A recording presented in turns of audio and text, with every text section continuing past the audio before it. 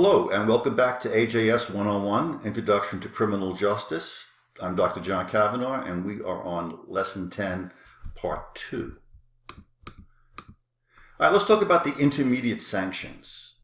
Intermediate sanctions lie somewhere between imprisonment and ordinary parole in severity and involve the sanctions of split sentencing, shock probation and parole, home confinement, shock incarceration, and community service. Intermediate sentences are less costly.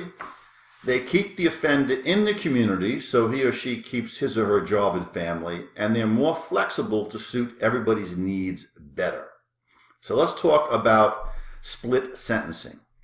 Split sentencing involves the defendant spending some time incarcerated and the rest of the time on probation. Split sentencing is supposed to give the defendant a taste of what incarceration is like, kind of scare the person. And by the way, these intermediate sanctions, they're meant for prisoners that have committed serious enough crimes or their attitudes are such that judges feel uncomfortable giving them straight probation. They think that they need something more, but they don't think that they should just get locked up. So this is in between regular probation and being locked up. Okay, let's talk about shock probation or shock parole. Shock probation or shock parole are like split sentencing, but the prisoner does not know whether he or she will be released early, usually after a month or two. In addition, the defendant usually goes to a prison rather than a jail. So you committed some crime, the judge wants to give you probation, but thinks that you still need to be scared straight a little bit better. So in shock probation, the judge will not say you're getting probation and sentence you to prison. And then after a month or two of sitting there in prison thinking you're going to be spending years there, they just come to your cell one day and say, okay, get out, you're going to be on probation now. So they made you sit and stew and worry for a while, and then you're released on probation. So it's hoped that the brief exposure to incarceration and the possibility of a lengthy incarceration will scare the person straight. Now, these shock programs work better with first-time offenders and those who are not overly socialized into the prison or jail or criminal lifestyle. All right, let's talk about shock incarceration. Shock incarceration involves placing offenders, usually young people, in a military-style boot camp environment with strict discipline, hard labor, and education. Shock programs are meant to scare people out of lives of crime by showing them what prison is like. The programs usually last a few months, with participants either going back into the community under supervision if it worked, or going to jail or prison if it didn't. The programs are popular with liberals and conservatives, but studies have shown that they only have a minimal effect on recidivism rates. However, they are less costly than conventional incarceration, which is a plus. And again, most of the time, this is with juveniles.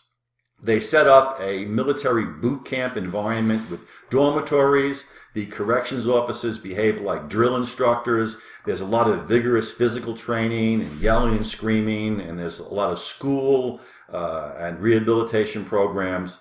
But it's very much like going to basic training in the military. And it's thought that the discipline, along with the programs and the toughness of it, will straighten the kids out. Again, studies have shown it really doesn't make that much of a difference compared to if they went to jail.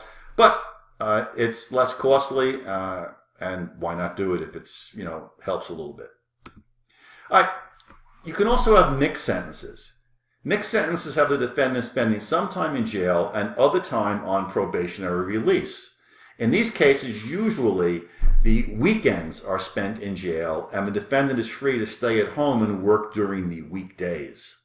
So they get a taste of jail, but they still have their job and their connection to their families. A variation is letting the defendant out during the day to go to work, but making him or her sleep in the jail at night. Next, we have community service. Community service is making the defendant perform some job that helps the community, like cleaning vacant lots or graffiti-ridden walls, things like that. They sometimes try to make the community service be similar to the crime. So the person to deface the building with graffiti, their community service is painting the graffiti off of the walls of buildings and what have you. All right, let's talk about intensive supervision. Intensive supervision is a form of probation that involves frequent face-to-face contacts between the probationer and the probation officer and more strict conditions. Intensive probation is designed for defendants who are at a higher risk than regular probationers who normally would be sent to jail. So you're a high-risk probation candidate. The judges are looking at the 1 to 50 ratio of probation officers to probationers and saying, I don't feel comfortable with that lax supervision releasing this person into the community. When probation departments give judges the option of intense probation with smaller ratios of probationers and probation officers and more frequent contacts and conditions, judges will sometimes agree to give the person probation, which saves the state money, instead of sending them to jail or prison. Home confinement and electronic monitoring, it's also called house arrest. It requires a defendant to remain inside their home with no or limited exceptions. Maybe they can leave for work, church, medical treatment, etc. Phone checks are often made to confirm the defendant's presence in the home, although they can use GPS monitoring also. So sometimes GPS ankle bracelets are attached to the defendant that activate a device that calls the probation department should they leave the house without permission. Satellite tracking is also a new innovation being developed. Advocates say that home confinement with electronic monitoring is a humane alternative to incarceration. It spares the defendant exposure to poor role models in prison. Opponents say it's not punishment, especially if the person has a swimming pool and 60-inch widescreen TV in their home. Finally, we have shaming. Shaming is making defendants publicly display their guilt while performing community service or by placing their pictures in newspapers. So some jurisdictions have chain gangs where they're dressed in orange and they're on the street picking up litter, and everybody knows that they're criminals. Other examples of shaming are publishing the names of, say, Johns that patronize prostitutes in local newspapers to embarrass them. Shaming is an old technique. It was used in colonial times. The stock in the town square was where they would put some criminals to publicly display and shame them. So it's an old technique that's being resurrected. So these alternative sentences, they will continue to grow and evolve because they can be humane, they can be effective, and cost savings, and they are a way of relieving prison overcrowding.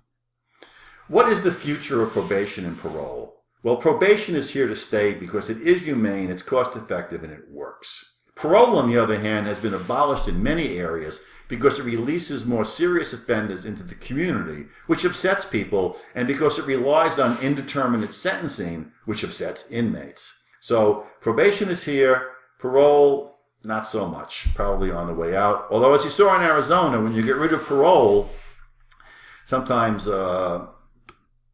prosecutors will find a way around that and ask that the prisoners be sentenced to incarceration followed by probation, which happens in many cases in Arizona. Okay, that's the end of lesson 10. So study your notes, take the test, and do well.